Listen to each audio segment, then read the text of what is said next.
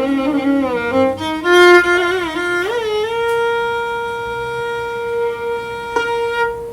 Welcome to Kanth'Risa English channel. ఈ video English వింటూ తెలుగు నేర్చుకోవడానికి లేదా ఇంగ్లీష్ని అర్థం చేసుకోవడానికి మన మాతృభాష ఎట్లా ఉపయోగపడుతుంది అని తెలుసుకోవడం. సో ఎవరైనా ఇంగ్లీష్లో మాట్లాడినప్పుడు మనకు అర్థం కాదు, వి మే మిస్ ఇంట్రెస్టింగ్ పాయింట్స్. అందుకని ఇదొక right way of understand language. అది ఎవరైనా కావచ్చు. So this video is only for educational purpose. ఎవరైతే ఇంగ్లీష్ని అర్థం చేసుకోవాలనుకుంటున్నారో, తర్వాత ఇంగ్లీష్ నేర్చుకోవడానికి ట్రై చేస్తారో వాళ్ళకి ఉపయోగపడుతుంది. దాంతోపాటు మన లైఫ్ రిలేటెడ్ ఇష్యూస్ ఎవరైతే మాట్లాడతారో అవి మనం వినాలి, ఉపయోగపడుతుంది. సో సద్గురు యాంగర్ గురించి చెప్తున్నాడు. ఏం చెప్తున్నాడు అనేది ఎవరికి వాళ్ళు క్రాస్ చెక్ చేసుకోవచ్చు. బట్ ఇంగ్లీష్లో ఎలా చెప్తున్నాడు, దాన్ని మనం తెలుగులో ఎలా అర్థం చేసుకుందాం అనేది చూద్దాం. Will see. How can you avoid anger? So ఎవరో అడిగారు, how can we avoid anger అంటే కోపాన్ని అవాయిడ్ అంటే పక్కకి ఎట్లా జరపాలి, దాన్ని ఎట్లా పట్టించుకోకుండా ఉండాలని అడిగారు.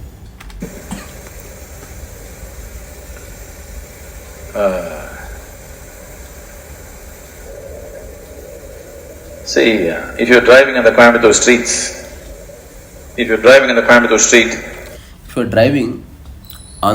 Coimbatore street, అంటే నువ్వు రోడ్డు మీద డ్రైవ్ చేస్తున్నావు కోయంబత్తూరులో, ఆన్ ద స్ట్రీట్స్ అంటే రోడ్డు మీద.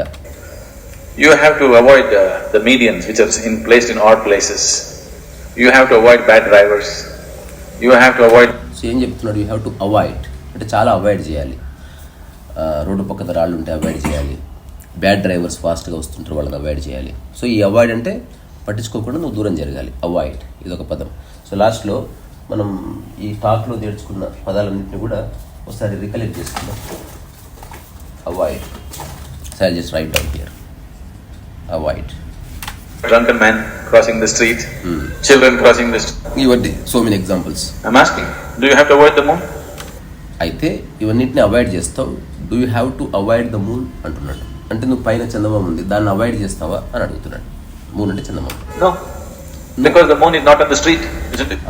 So you are not avoiding the moon because the moon is not on the street. So అది మనకు అడ్డం ఉంటేనే అవాయిడ్ చేయాలి. నా ఎదురుగా రాయి ఉంది, అవాయిడ్ చేయాలి. అక్కడెక్కడో దూరంగా కొండ ఉంది, you don't have to avoid it. So ఈ అవాయిడ్ అనే పదాన్ని రకరకాలుగా వాడుతున్నాడు. Observe, pay attention. So similarly right now what you are similarly అంటే అదే విధంగా. సిమిలర్లీ అంటే ఆల్మోస్ట్ ఈక్వల్గా కనిపించే. ఏదైనా ఒక ఎగ్జాంపుల్ ఇచ్చినప్పుడు టమాటా రెడ్ ఉందనుకోండి, similarly Apple is also red అని చెప్పచ్చు. సో సిమిలారిటీ అంటే ఒకే తరహాగా ఉండేటువంటి అని. Angry? No? Then why should you avoid it? So అట్లాగే చందమామ ఎట్లయితే దూరంగా ఉందో అట్లా ఈ క్షణం నువ్వు నా ఎదురు కూర్చున్నావు, నువ్వు కోపంగా లేవు, అది ఎక్కడో దూరంగా ఉంది. Then why you have to avoid it అని అడుగుతున్నాడు. కరెక్ట్ అది. There's no need to avoid it. It is just that you think anger is an entity. Anger is ఇక్కడ ఇంకొక మంచి పదం వచ్చింది, ఎంటిటీ.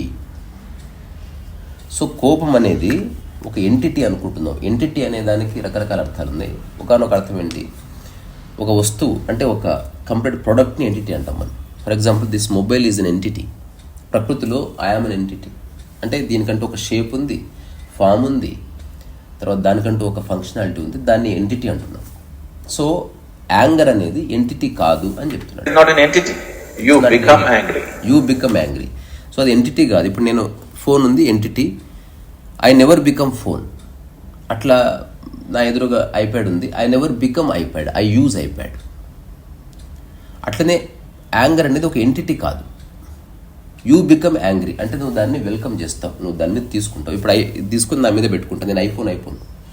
కానీ యాంగర్ అనేది వచ్చినప్పుడు నువ్వు తీసుకోవడం వల్ల యూ బికమ్ యాంగ్రీ. అంటే ఇప్పుడు ఒక రెడ్ లైట్ ఉంది, అది పడగానే నువ్వు రెడ్గా అనిపిస్తావు, అట్లా యాంగర్ నీ మీద పడుతుంది.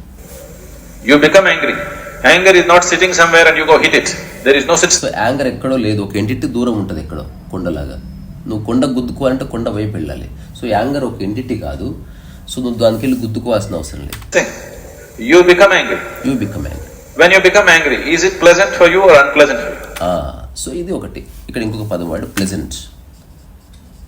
అంటే ఆహ్లాదకరంగా నీకుందా లేదా? For example, you are angry, you are screaming at somebody, you are shouting at somebody, you are scolding, you are abusing language. అలాంటి టైంలో అది నీకు ప్లెజెంట్గా ఉందా, అన్ప్లెజెంట్గా ఉందా? ప్లెజెంట్గా ఉంటే గో అహెడ్ విత్ ఇట్. అన్ప్లెజెంట్గా లేదు, అవాయిడ్ ఇట్. దాన్ని పట్టించుకోవద్దు. Unpleasant for others for sure. Pleasant అంటే ఏమిటి?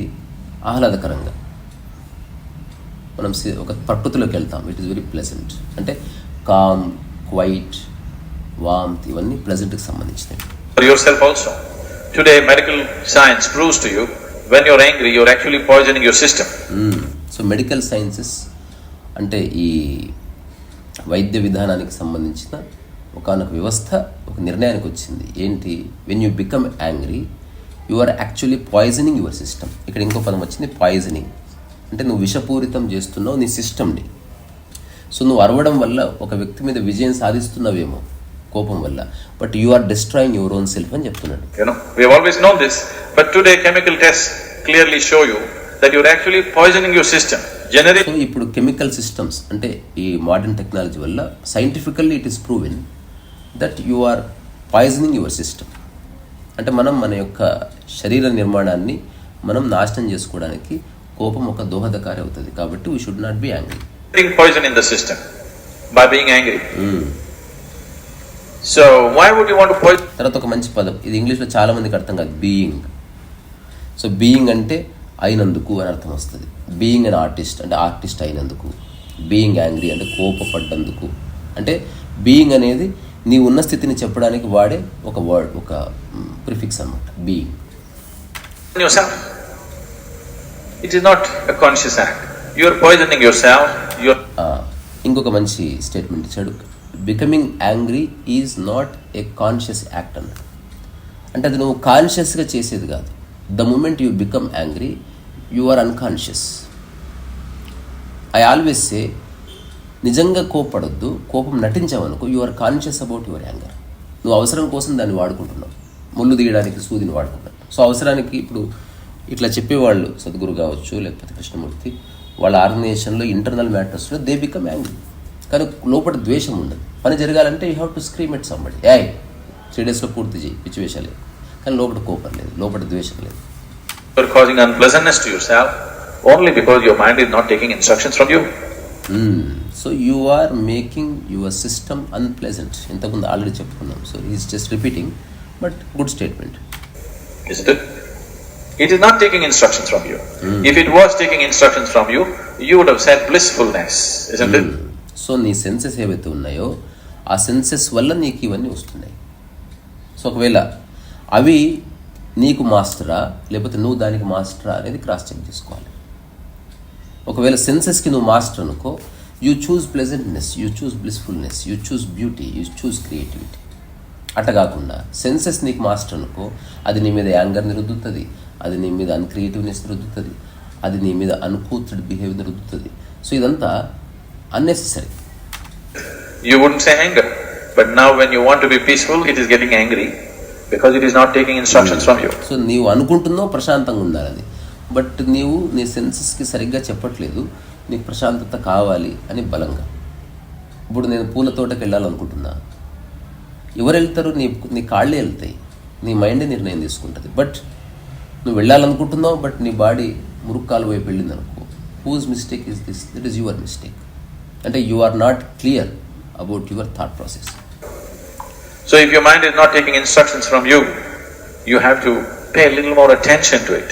Why is it? ఎప్పుడైతే నీ యొక్క సెన్సెస్, నీ మైండ్, నీ థాట్ ప్రాసెస్ నీ పరిధిలో లేవని నువ్వు గుర్తిస్తున్నావో అక్కడ you have to pay attention అనేది ఒక మంచి పదం. Pay attention.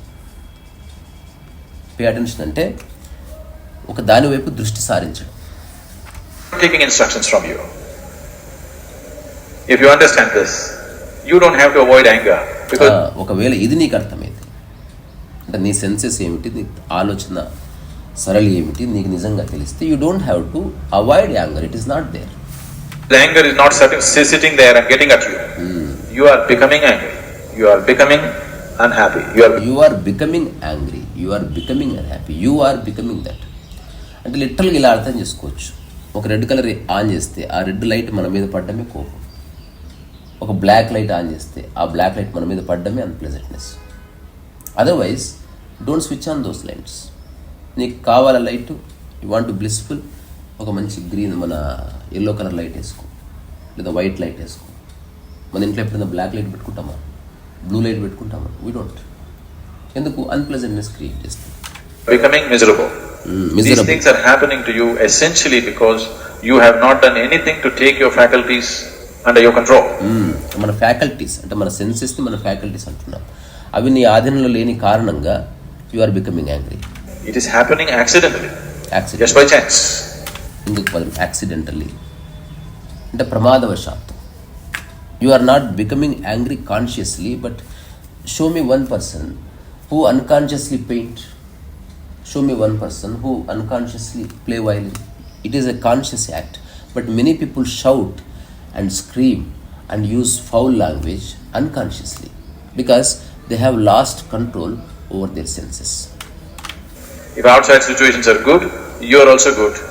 If outside situations are bad, you are also bad. So నీ యొక్క మానసిక స్థితి ఏమంటున్నాడు? All types of situations around you ఒకవేళ మంచిగా ఉంటే గుడ్, నువ్వు బాగుంటావు. ఒకవేళ బాగాలేకపోతే నువ్వు డిస్టర్బ్ అవుతావు. This is wrong. ఏవి ఎలాగైనా ఉండని ప్లెజెంట్నెస్ అనేది నీ స్వభావం కావాలి. That is not how human life should be. Human life should be like this. If I am good, everything around me becomes good. This should be the reality, isn't it? So you become good so that your surroundings turn into good. నువ్వు తోట పెంచితే సుగంధం అంతా పెంచుతుంది. నువ్వు మురుగు కాలువ తయారు చేస్తే అంత దుర్గంధం వస్తుంది. సో దుర్గంధం ఉందని దుర్గంధం నీ మీద రుద్దుకోకు, నువ్వు దుర్గంధాన్ని క్రియేట్ చేయకు, అందరూ ప్రశాంతంగా ఉంటారు. Right now if things around me are whichever way, I will become that way. No. Human conscious. So ఇది చాలా మంచి పాయింట్. అంటే మొత్తం ఈ చిన్న కాన్వర్జేషన్లో నా చుట్టుపక్కల డిస్టర్బ్ ఉంది కాబట్టి నేను డిస్టర్బ్ అయ్యాను. No, that is not correct. ఎలాగైనా ఉండని యూ బీ పీస్ఫుల్. తద్వారా డిస్టర్బెన్స్ అంతా పోయి అంత పీస్ఫుల్ అయిపోతుంది. ఇది యోగి లక్షణం. Should create situations. Right now situations are creating human consciousness. That's not the right way to shape human life. Very good. So situations ఉన్నాయని చెప్పి ఆ సిచ్యువేషన్స్ తగ్గట్టు నిన్ను నువ్వు మార్చని. So you are the situation so that you create an impact on other people. ఎట్లయితే ఒక flower తన ఇంపాక్ట్ మన మీద ఇస్తుందో, నీవు కూడా ఒక మంచి ఫ్లవర్ అయినప్పుడు you create a right impact on your surroundings, on your people. So nutshell ఏమిటంటే, so becoming angry is unnecessary, becoming unpleasant is not required. But once in a while being in the world we have to act in order to get the work done. అందుకని మనం కొంత కోపాన్ని నటించాలి. అన్ప్లెజెంట్నెస్ నటించక్కర్లేదు, కోపం మాత్రం అప్పుడప్పుడు నటించాలి. ఇది ప్రతి ఒక్కరు ఎవరికి వాళ్ళు అర్థం చేసుకోవాల్సిన విషయం. ఒకరు చెప్పినంత మాత్రం అర్థమవుతుందని కాదు. సరే, ఈ విషయం అర్థమైందో కాలేదో, అట్లీస్ట్ కొన్ని కొత్త పదాలు నేర్చుకోవడానికి ఈ వీడియో ఉపయోగపడుతుందని నేను ఎడ్యుకేషన్ వీడియో అంటున్నాను. సో ఇందులో మనకు వచ్చిన పదాలు ఒకసారి I will recount. So avoid అంటే పక్కకు జరపడం. సో దీన్ని ఎలా వాడచ్చు? Avoid coffee for good sleep, avoid traffic, లేకపోతే అవాయిడ్ న్యూసెన్స్, ఇట్లా చెప్పుకోవచ్చు. ఆ తర్వాత సిమిలారిటీ అంటే రెండు ఆల్మోస్ట్ ఈక్వలెంట్గా కనబడ్డం చూడడానికి. అట్లా ఇప్పుడు junior NTR and senior NTR have some similarities. అట్లా ఎంటిటీ అంటే ఏదైనా ఒక పరిపూర్ణంగా ఉన్న ఒక ఫంక్షనాలిటీ ఉన్న ఒక దానికదే సంపూర్ణమైన ఒక విషయం ఏదైనా ఎంటిటీ. ప్లెజెంట్ అంటే ఆహ్లాదకరం. ఆ తర్వాత బీయింగ్ అనే దాన్ని ఎట్లా వాడతాం? హ్యూమన్ బీయింగ్ అంటాం. అట్లాగే బీయింగ్ ఏ ప్రొఫెసర్ అంటాం, being a doctor, being scientist, being a guru, అలా వాడతాం. సో బీయింగ్ అంటే గురువు అయినందుకు, డాక్టర్ అయినందుకు, డాక్టర్ అయినా అని అర్థం వస్తుంది. తర్వాత అటెన్షన్, దృష్టి సారించడం, ఊరికి చూడడం వేరు, ఇలా తొంగి చూడడం వేరు. అటెన్షన్ అంటే you are looking at the details, అంటే నీ సెన్సెస్ అన్నిటిని ఒక చోట చేర్చి చూడడం. You are paying attention to something. Attentiveness అన్నారు అనమాట. So meditation is a kind of attentiveness. And accident అంటే అకస్మాత్, ఎనీథింగ్ అకస్మాత్తుగా జరిగేది ఏదైనా సరే. సో ఈ విషయాలు జ్ఞప్తిలో పెట్టుకొని మీలో ఉన్న ఇంగ్లీష్ని పాలిష్ చేసుకోండి, అలాగే మీలో ఉన్న మైండ్ని పాలిష్ చేసుకోండి. ఉన్న చోటనే లిబరేట్ అవ్వండి. ఎవరి సహాయం అక్కర్లేదు, రీసా రసోవేసా టాటా బాయ్ బాయ్.